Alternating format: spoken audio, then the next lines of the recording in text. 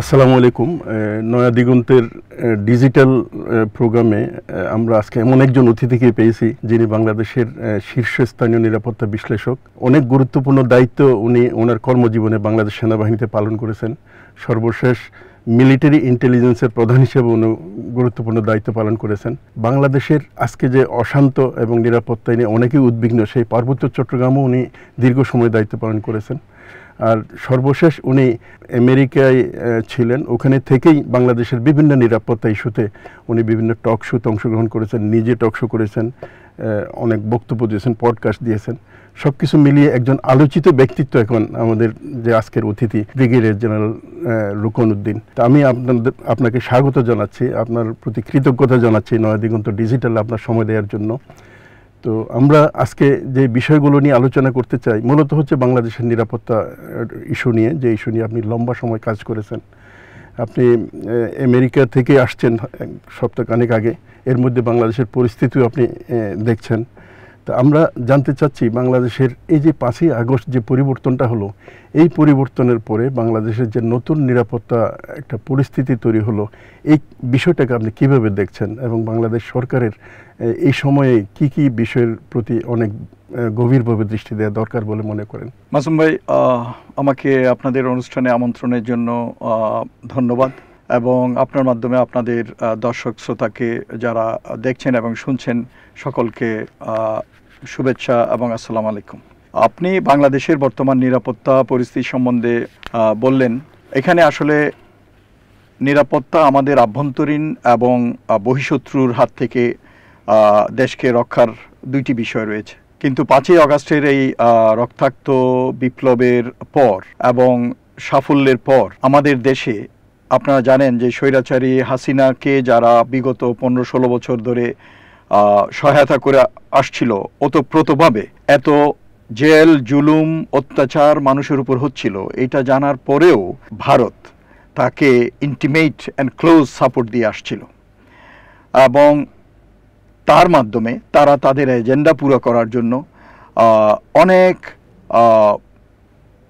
কালো চুক্তি তারা করেছে, যেটা আমাদের বাংলাদেশের স্বার্থ বিরুদ্ধ, এবং এর ভিতরে অনেক চুক্তির মাঝে আমাদের বাংলাদেশি জনগণ এখনও আজ পর্যন্ত জানে না। সো এখন ভারত সব সময় চেয়েছে সেই 71-এর পর থেকে আমাদের দেশে একটা তাদের পাপেট গভর্নমেন্ট, পুতুল সরকার রাখার জন্য, যাতে তাদের এজেন্ডাগুলো পুরো করার ব্যাপারে তাদেরকে ব্যবহার করতে পারে। কিন্তু ওরা ভুল করেছে তাদের সমীকরণে। ওটা হচ্ছে তারা হিসাব করেছিল, মনে করেছিল যে এটা বাংলাদেশ বোধহয় সিকিম। কিন্তু আমি সবসময় সব জায়গায় বলে থাকি যে বাংলাদেশ হচ্ছে 18 কোটি মুসলমানের দেশ। যদিও আমাদের এখানে শান্তিপূর্ণ সহাবস্থানে অন্যান্য ধর্মের লোকজন আছে, কিন্তু এটা মুসলমানের দেশ, ঐতিহাসিকভাবে অস্বীকার করার কোনো স্কোপ নেই। কিন্তু তাই বলে আমাদেরকে মৌলবাদী তকমা দিবে এবং আমাদেরকে বিভিন্ন ট্যাগিং করে নতুন বয়ান তৈরি করে ভারত আমাদেরকে কোণঠাসা করার চেষ্টা করবে আঞ্চলিকভাবে এবং বিশ্বে, গ্লোবালি, এটা কিন্তু ঠিক না।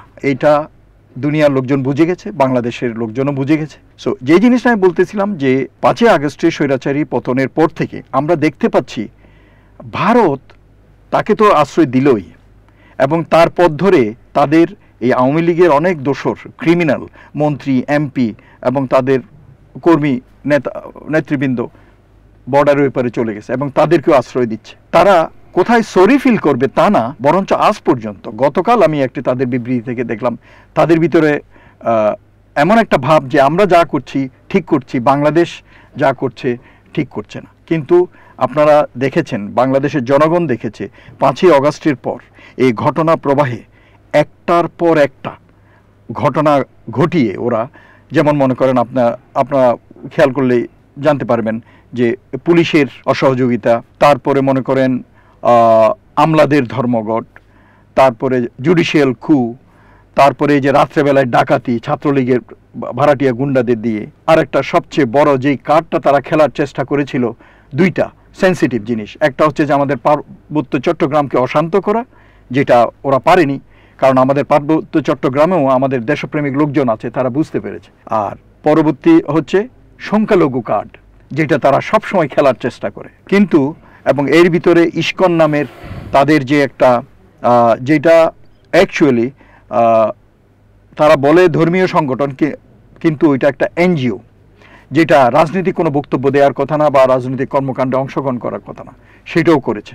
এবং এই প্রসঙ্গে আমি বলে দিতে চাই, বাংলাদেশে সেই 64টি জেলাতে প্রত্যেকটা অলমোস্ট ম্যাক্সিমাম জেলাতে ভারত ভিসা অফিস খুলে বসেছে। এবং এই ভিসা অফিসগুলো হচ্ছে, আমি বলবো, আমি একজন প্রাক্তন গোয়েন্দা কর্মী হিসেবে আমি বলবো যে এগুলো হচ্ছে ওদের রয়ের অফিস, সাইনবোর্ড হচ্ছে ভিসা অফিস। এইগুলোর মাধ্যমে তারা আমাদের দেশে একটা বিরাট নেটওয়ার্ক তৈরি করেছে এবং আওয়ামী লীগের দোসরদের মাধ্যমে তারা একটার পর একটা আমাদের দেশে অস্থিতিশীল পরিবেশ এবং জনগণকে অস্থির করে তোলার জন্য, আমরা বাঙালি জাতি এমনি স্বভাবগতভাবে একটু অস্থির, আমাদের ধৈর্য কম। এই সরকার আসার পর থেকে doctor Yunus is a Nobel laureate, আমরা জানি।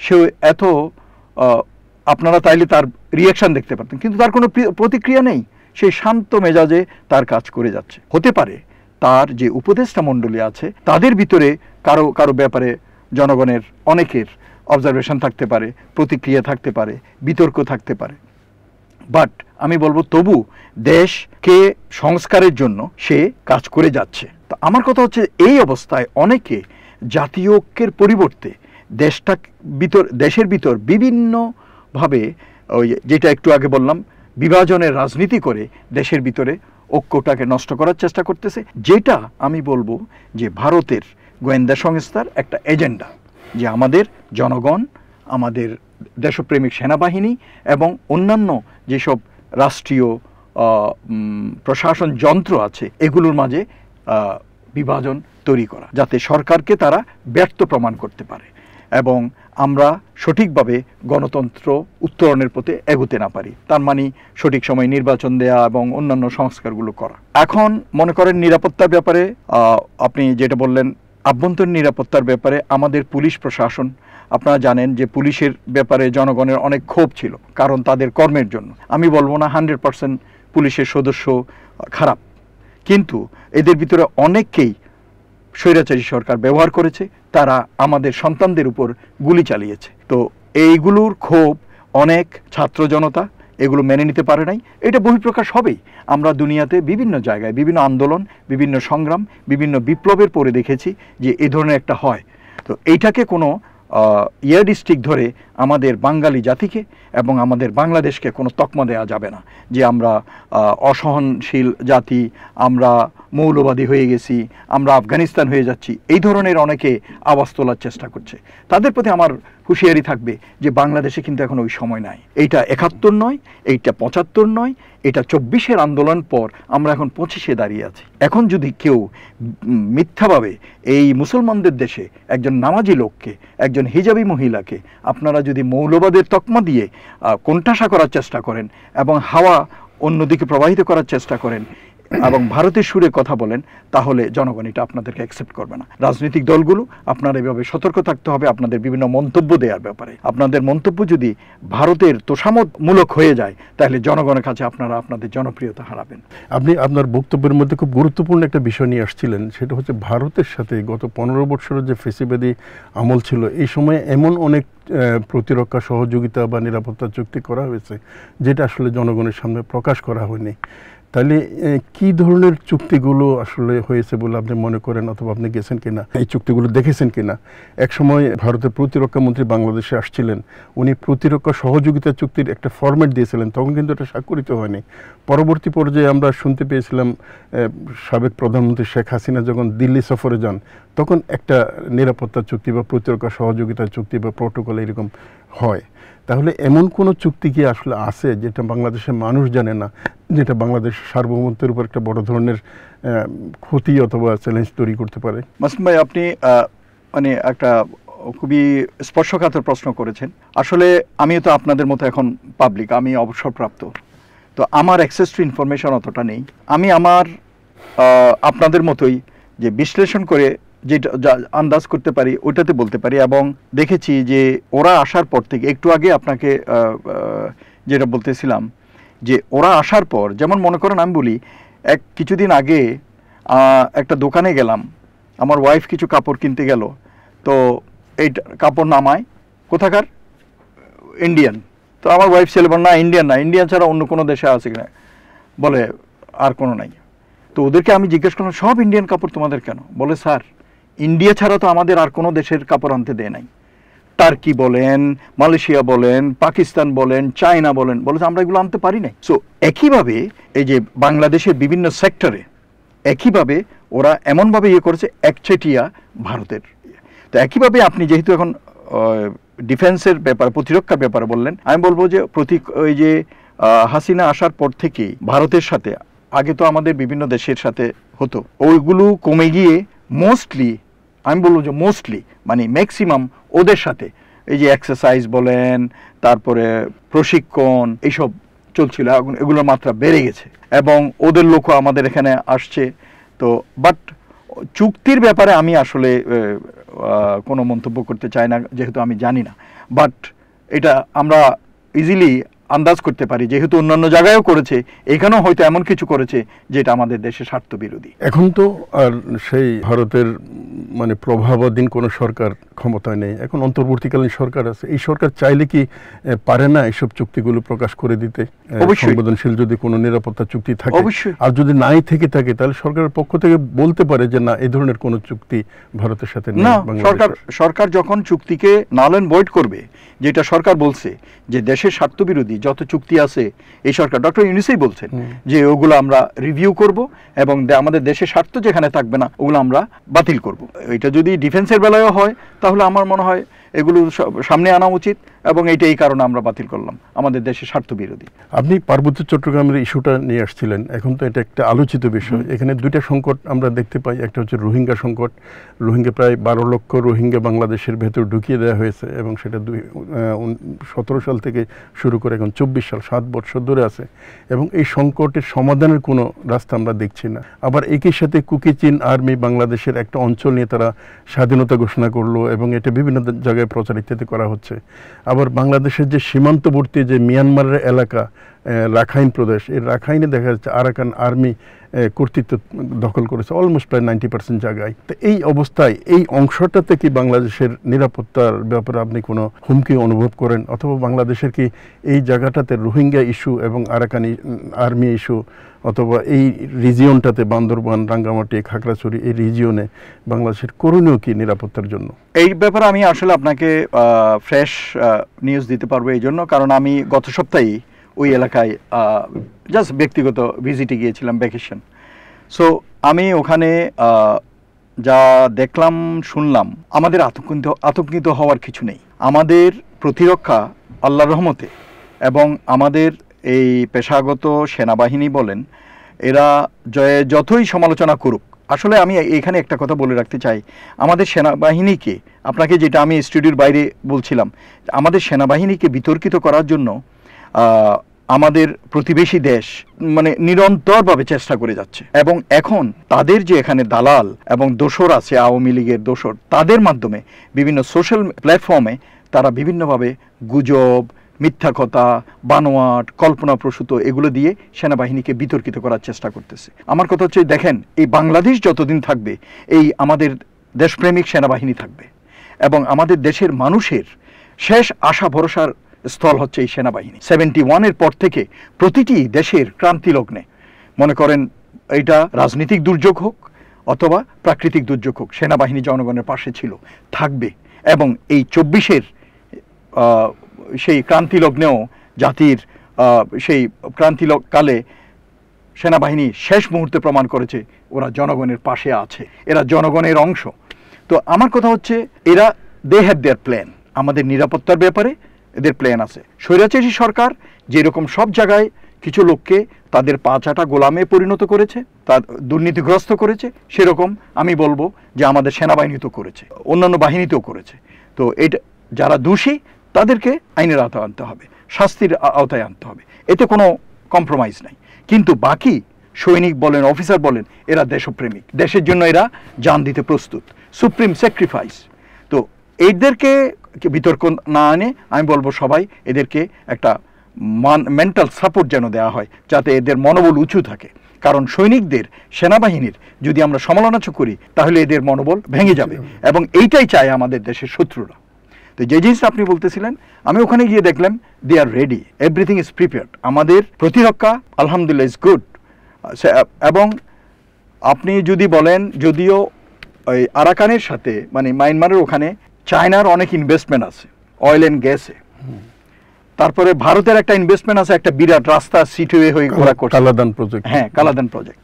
তো এগুলা তো ওদের আছে, এবং সেই জন্য যদিও মায়ানমার জান্তার সরকারের সাথে ওদের সম্পর্ক আছে, অ্যাট দ্য সেম টাইম ওরা এই আরাকান আর্মির সাথে তাদের একটা সম্পর্ক আছে।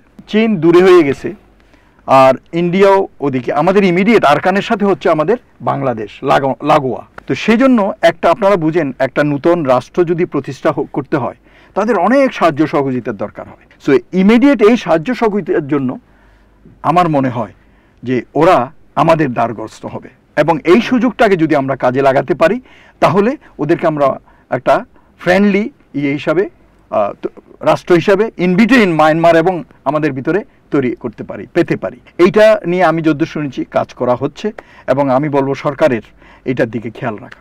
আর কুকি চীনের ব্যাপারেও যেরকম আমরা পার্বত্য চট্টগ্রামের অন্যান্য অঞ্চলে শান্তি বাহিনী ছিল বা সন্ত্রাসী, পাহাড়ি সন্ত্রাসীরা ছিল, তাদের বিরুদ্ধে যুদ্ধ করা হয়েছিল এবং ওটা দমন করা হয়েছে। তো একইভাবে এখানে কুকি চীন ইজ আন্ডার কন্ট্রোল। তো এটা এগেনস্টে অভিযান হচ্ছে, সামরিক অভিযান চলছে, এটা চলমান। তো ওদিক নিয়ে আমাদের চিন্তা ভাবনার কিছু নাই। সেন্ট মার্টিনের ব্যাপারেও আসলে আশঙ্কার কিছু নেই, ওখানে যথেষ্ট প্রতিরক্ষা ব্যবস্থা আছে। যত কিছু হয় আসলে ম্যাক্সিমাম আমি দেখেছি ভারতীয় মিডিয়াতে ওরা প্রপাগান্ডা করে। মাঝে মাঝে দেখা যাচ্ছে যে আমাদের চিটাগাংকে একবার নিয়ে গেল, মাঝে মাঝে সেন্ট মার্টিনকে নিয়ে গেল। মানে ওরা দিনকে রাত করে, আপনি জানেন, এরা মিথ্যার বেসাতি করে সাংবাদিকতা করে মানুষকে বিভ্রান্ত করার জন্য। আমি জানি না, দুঃখ হয়, এত বড় দেশ তাদের এইসব করার কি দরকার হয়। তারা দাবি করে তারা নাকি বড় ডেমোক্রেসি, বাট আই ডোন্ট। না, আপনি ভারতীয় মিডিয়ার প্রসঙ্গ আসলেন। ভারতীয় মিডিয়া, বিশেষ করে বিজেপির যে মুখপাত্র আছে রিপাবলিক টিভি, এরা চট্টগ্রামের ব্যাপারে তো বলছেই বাংলাদেশ থাকছে না, এরকম কথাও কিন্তু ওদের ময়ূক রঞ্জন নামে একজন সাংবাদিক বলেছেন। এরপরে তারা এটাও বলেছেন চট্টগ্রামকে দখল করতে হবে। তারপরে ফেনী থেকে যে সমুদ্র পর্যন্ত যে এরিয়াটা, এটাকে বলা হচ্ছে তারা বাংলাদেশ চিকেন নেক করে এটা বন্ধ করে দেবে। কিন্তু আমরা যদি ফেনী নেক বন্ধ করে দিই তাহলে কি হবে? আমরা কিন্তু গত সরকারের সময় দেখতাম এই ফেনী নদীর উপরে তো একটা ব্রিজ তৈরি করা হয়েছে, যেটা নিরাপত্তার জন্য অনেকে আপত্তি করছিলেন। আবার ঠিক এর ভেতরে একটা ইন্ডিয়ান ইপিজেটে বিরাট একটা অঞ্চলকে আদানি গ্রুপকে দেওয়ার ব্যাপারে সমঝোতা হয়ে গেছে। তো জানি না এগুলো এখন হবে কি নাকি। আসলে নিরাপত্তার দৃষ্টিকোণ থেকে এই অঞ্চলটার প্রতি কি বিশেষ কোনো দৃষ্টি দেওয়া উচিত বলে মনে করেন বা প্রয়োজন আছে মনে করেন? আসলে দেখেন, এটা অনেকে মনে করে যে বাংলাদেশ আসলো দখল করে ফেললো। ওইটা আমি বলবো যে বাংলাদেশ হচ্ছে, এটা বাংলায় কথা আছে না, মানিক্কা চিপা। কারণ স্বাধীনতার সময় ওরা যদি মনে করে সব বাইপাস করে ময়মনসিংহ বাইপাস করে ঢাকা বলে পৌঁছে যাবে, it is not that easy. ওদেরকে আমাদের মুক্তিযোদ্ধারা গাইড করে আনছিল বলেই ঢাকাতে স্টেট চলে আসতে পারছিল। আমাদের এত নদী নালা খাল, তো ওদের ট্যাঙ্ক আটকাই গেছিল বিভিন্ন জায়গায়, এবং আমাদের মুক্তিযোদ্ধা এবং জনগণ, স্থানীয় জনগণ হেল্পে এগুলো তুলছে।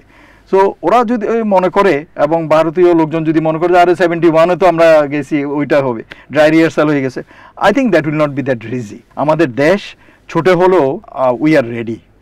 কাজেই এত আন্ডারমাইন করে করার দরকার নাই, এবং আমাদের দেশের জনগণও আমি বলবো যে এত শঙ্কিত হওয়ার দরকার নাই।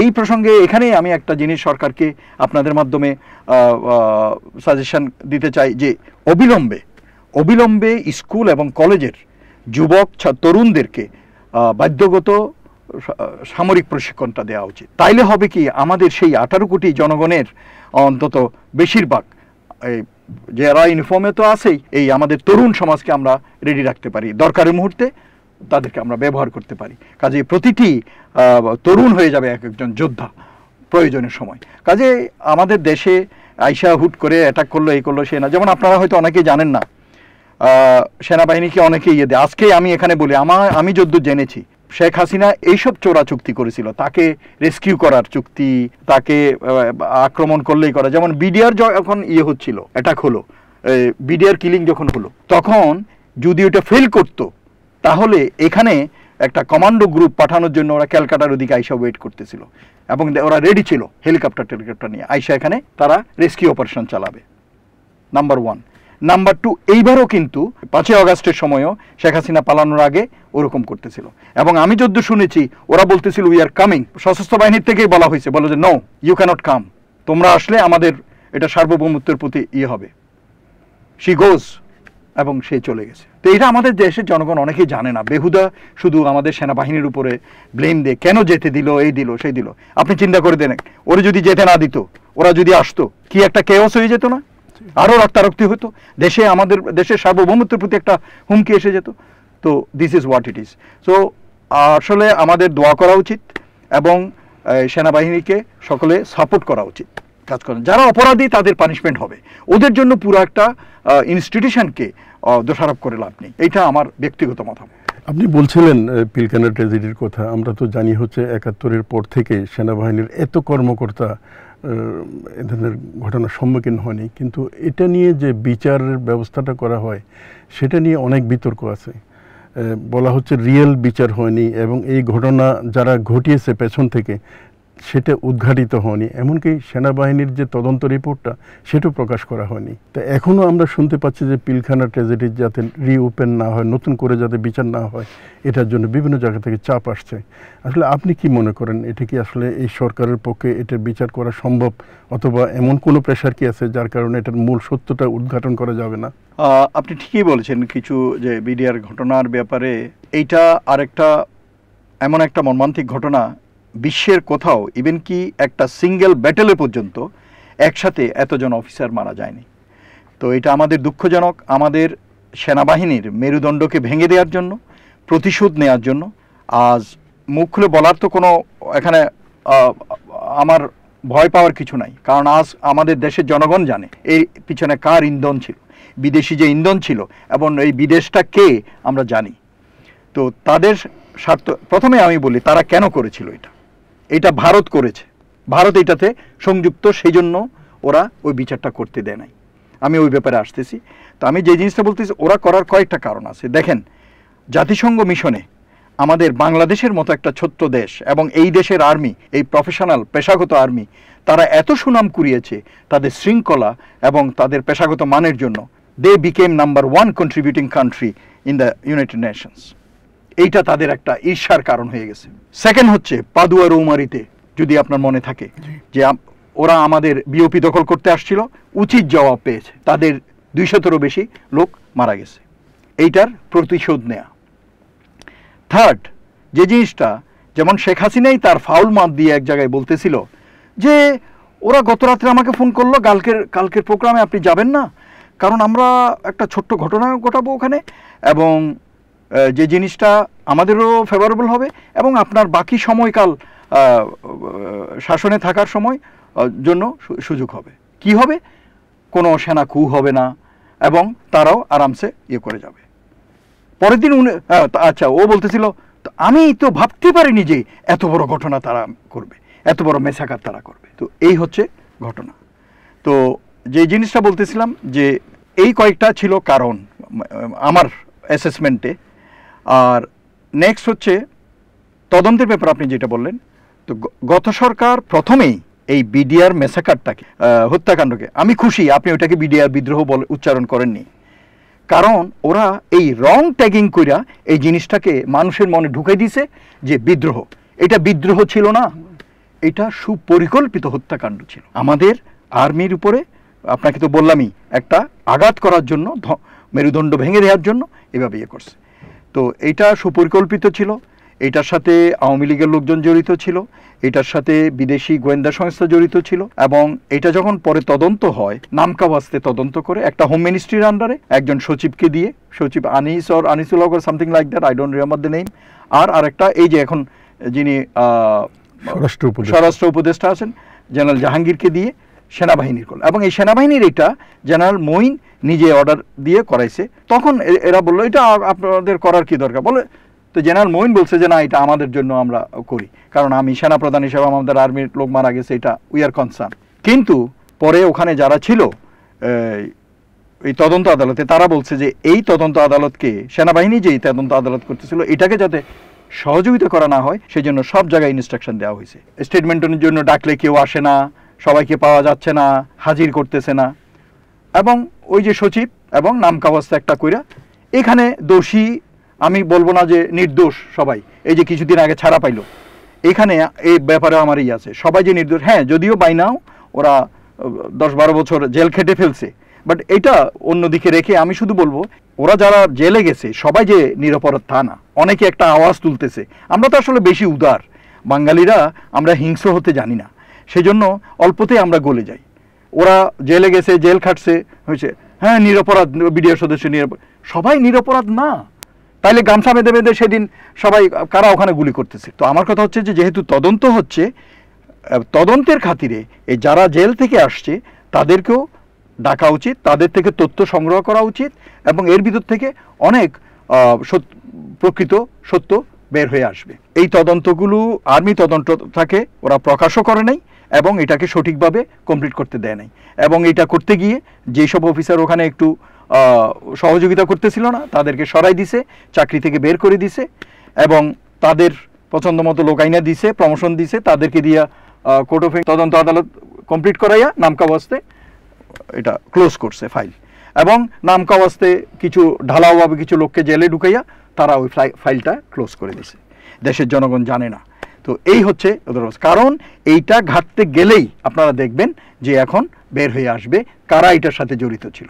আর যেটা বললেন, এই সরকারে উপদেষ্টাদের ভিতরেও আমরা জানি যে, আপনারা মিডিয়ার লোক আপনারা জানেন, অনেকেই বিতর্কিত, তাদের কর্মকাণ্ড, পিছনের ব্যাকগ্রাউন্ড, হিস্ট্রি, এগুলো নিয়ে অনেকে বিতর্কিত।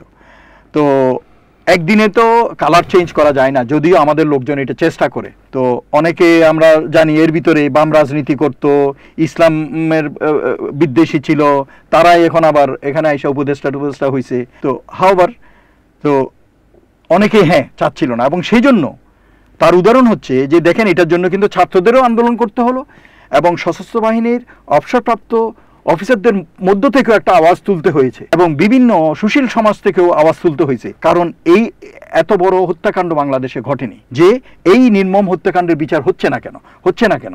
অথচ এই যে জেনারেল জাহাঙ্গীর স্বরাষ্ট্র উপদেষ্টা হয়ে আসার পর সবাই মনে করছিল যে এবার it will be his first priority, but কেন জানি উনি আগায় নাই। এক পর্যায়ে আমরা দেখলাম যে আইনমন্ত্রী, আইন উপদেষ্টা আসিফ নজরুল আর স্বরাষ্ট্র উপদেষ্টা তারা পিলো পাসিং করতেছে, একজন এরে বলে একজন বলতেছে বিস্ফোরক কেস আছে এখন হবে না, আমি ওদেরকে বলছি, এরা বলছে ওনাকে বলছি, উনি করে না, পরে তো আচ্ছা হলো। এখন যিনি আছেন জেনারেল ফজলুর রহমান, উনি এক্স ডিজি বিডিআর, এবং উনি সাহসী লোক এবং স্ট্রেট ফরওয়ার্ড লোক। আমার মনে হয় ওনার উপর কেউ ইনফ্লুয়েন্স করবে না, এটা অনেকেই মনে করেন, আমিও তাদের সাথে একমত, যে উনি নিরপেক্ষভাবে যদি সঠিক তথ্যপত্র সংগ্রহ করতে পারেন, আমাদের দেশের জনগণ যারা এই ব্যাপারে জানেন কোনো তথ্য, তারা তাকে গিয়ে সহায়তা করুন, এটা আমি বলবো, এবং আশা করি হয়তো এটা সম্পন্ন হবে। আমরা একেবারেই শেষের দিকে চলে আসছি, একদম লাস্ট প্রশ্নটা আমি এটা করতে চাই। গত রাত থেকে একটা অপারেশন শুরু হয়েছে, ডেভিল হান্ট সম্ভবত অপারেশনটার নাম, অপারেশন ডেভিল হান্ট। হ্যাঁ, তো এই অপারেশন আপনি নিজেও একসময় সেনাবাহিনীতে ছিলেন, ওই সময় ক্লিন হার্ট অপারেশন দেখছেন, তো আপনি এই নতুন অপারেশনটাকে কিভাবে দেখতে চান? এটা কি কন্টিনিউ করা রাষ্ট্রের জন্য কতটুকু কি হবে, আপনার অবজারভেশনটা কি? মাসুম ভাই, I thank you very much. আপনি একটা খুবই রিলেভেন্ট কোয়েশ্চেন করছেন, এবং এটা আমার মনের ভিতরেও, এটা যখন আমি আজকে পেপারে দেখলাম এরপর থেকে আমার মনের ভিতর তোলপাড় হচ্ছিল।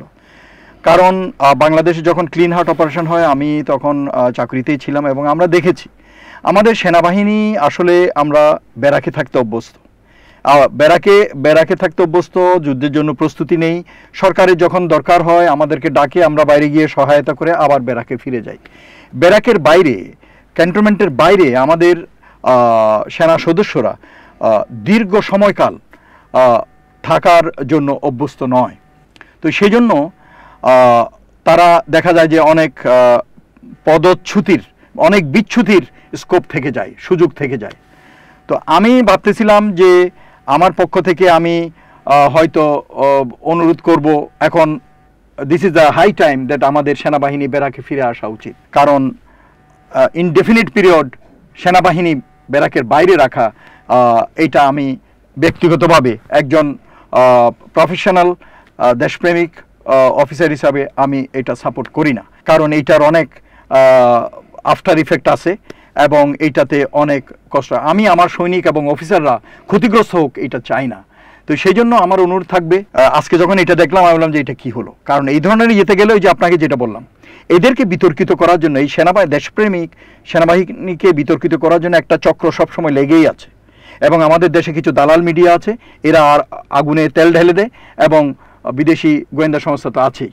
তো সেই জন্য আমাদের এই সেনাবাহিনী যাতে আর বিতর্কিত না হয়, সেই জন্য আমি বলবো যে তারা এই দায়িত্ব পালন করার সময় খুবই সতর্কতার সাথে করতে হবে এবং ম্যাচিউরড অফিসারদেরকে দিয়ে যেন হ্যান্ডেল করা হয়, যাতে কোনো আইনগতভাবে কোনো স্খলনের সুযোগ না হয়। তো সেই জন্য যত তাড়াতাড়ি সম্ভব এই অপারেশন শেষ করে ব্যারাকে ফিরে যাওয়াটা আপাতত আমি মনে করি। দরকার হলে পরে সরকারের অনুমোদন আসতেই পারে। যাই হোক, আপনি অনেক সময় দিয়েছেন আমাদের, এই জন্য আমরা আন্তরিকভাবে কৃতজ্ঞ এবং ধন্যবাদ জানাচ্ছি। আমরা আশা করব ভবিষ্যতে আপনাকে পাবো। লাস্টে একটু জাস্ট ব্যক্তিগত প্রসঙ্গটা বলেই আমরা শেষ করব। সেটা হচ্ছে, আপনি তো আমেরিকা থেকে আসছেন, যুক্তরাষ্ট্র থেকে আসছেন, আপনি কি স্থায়ীভাবে এখন থাকছেন নাকি আবার ফিরে যাবেন? শুনেন, আমি সামরিক গোয়েন্দা পরিচালক ছিলাম, আপনি জানেন। সো তারপর আমি আর্মি সিকিউরিটি ইউনিটের অধিনায়ক ছিলাম। বাট আমি তো আসলে, আপনি ব্যক্তিগতভাবে আমাকে জানেন, আমি আল্লাহকে ছাড়া আর কাউকে ভয় করি না এবং আল্লাহর নির্দেশ অনুযায়ী চলার চেষ্টা করি। সেজন্য আমি কখনো আমার চাকুরি জীবনে, বিশেষ করে আমার এই গোয়েন্দা দায়িত্ব পালনকালে, অহেতুক কোনো লোকের ক্ষতি হোক এটা চাইনি। আবার কেউ অহেতুক অন্যায়ভাবে সুবিধা গ্রহণ করুক এইটাও আমি হতে দেইনি। সেই জন্য অনেকেরকে আমি হয়তো আমার উপর সন্তুষ্ট হতে পারিনি। তো but I am clear to my conscious, I tried my best to do the justice to my institution. এবং আমার ব্রাদার অফিসার বলেন, আমার সেনা সদস্য বলেন, স্বৈরাচারী সরকার আসার পর কয়েক মাসের, ওরা আসলো জানুয়ারিতে, আমাকে নভেম্বর মাসেই কোনো কারণ ছাড়াই অকালীন ফোর্স রিটায়ারমেন্টে পাঠিয়ে দিল। এবং পাঠিয়ে দিয়েই তারা ছাড়েনি। আমি বুঝতে পারতেছিলাম, কারণ আমি তো গোয়েন্দা অফিসার, আমি কাজ, তারা আমাকে ফ্রেম করার চেষ্টা করতেছে। আমার পিছনে গোয়েন্দা লাগাই দিছে, আমার পরিবারের পিছনে গোয়েন্দা লাগাই দিছে। তো আমার ছেলেরা টিউটরের কাছে যাচ্ছে, ওখানে গোয়েন্দা লাগাই দিছে। পরে আমি হঠাৎ একদিন সিদ্ধান্ত নিলাম যে I think I have to leave. তো আমি আসলে আল্লাহর উপর ভরসা করে, কোনো কিছু ছিল না, কোনো লিঙ্ক, কোনো কানেকশন, কিচ্ছুই ছিল না। আল্লাহর উপর ভরসা করে আমি দেশ ছেড়ে চলে গেছি। সো ইউ আন্ডারস্ট্যান্ড, ওই বয়সে দেশ ছেড়ে যাওয়া ইটস এ বিগ স্ট্রাগল। আর আমার 3টা ছোট ছোট ছেলে নিয়ে I went through a lot of struggle, you understand. তো 15 বছর দেশের বাইরে ছিলাম।